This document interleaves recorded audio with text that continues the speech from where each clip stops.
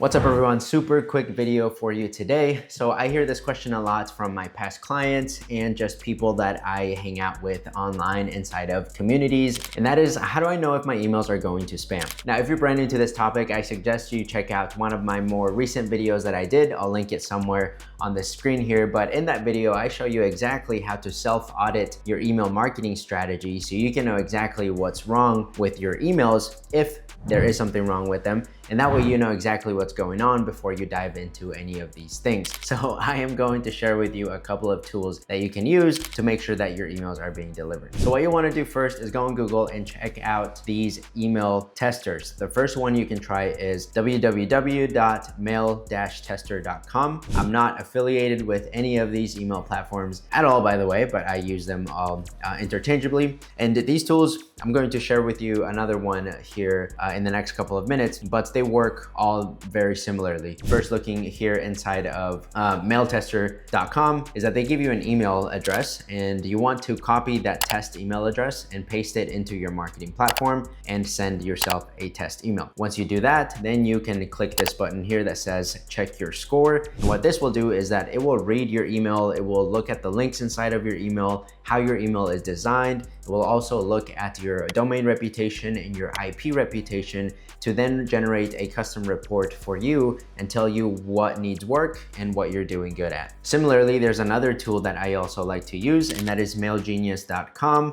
Now, mailgenius.com, their reports are a little more robust and maybe a little bit more confusing to figure out what they actually mean and to dissect, but I actually think they give you a lot more data because they look at more things. And usually when you run a test on Mailgenius versus Email Tester, the scores on Email Tester are going to be a little bit more friendly to you versus Mailgenius. Because they look at so many things, your email scores might actually come back lower than what you were expecting, but that doesn't necessarily mean that you have an issue. Obviously, everybody is trying to run a business and trying to sell something. And so if you have even the slightest issue that maybe is not directly making a significant impact on your email deliverability, they're going to tell you that it is. And so that is just one thing to keep in mind with any of these platforms. I would say that as long as you score an 8 or above, you're in decent shape unless you're seeing otherwise. And so what you want to do with any of these platforms, regardless of which one you choose, you can go with Mailgenius, you can go with this other mail testing tool, you can find your own if you want to, but what a lot of these will have you do is copy this email address, then paste it into your email marketing platform and send a test email. That is essentially how they all work. Now, what you want to keep in mind is that a lot of email marketing platforms, when you send a test email, they will send that test email off of their root domain. So for example, I know MailChimp does this all the time when you send a test email from their platform and you send the test email, and the email will actually come in with a subject line, test MailChimp campaign. And the email will actually be sent from .mailchimp.com domain. We want to avoid this essentially at all costs, because what we're trying to get at is we want to figure out the health overall of our email list. And we can't do that if we're not sending from our actual domain. So what you'll want to do, if you know that your email platform doesn't send your test emails from your actual domain, then what you'll want to do is create just one segment, and you only have one contact in that segment, which is this test email address. That way you can imitate an actual email that your email list would get and send it to these platforms. That way they can correctly evaluate what you're sending. Once you get the report back from these websites, it should only take a couple of minutes. Most of the time it's free, so you can run this with every email that you have or that you plan to send out to your list. Yes, it takes a couple of minutes of extra work, but you can ensure then that your emails are going to hit the inbox after you've done these tests continuously. After a while, you kind of do also get a feel of which emails are going to go to spam and which emails are going to go to promotions tab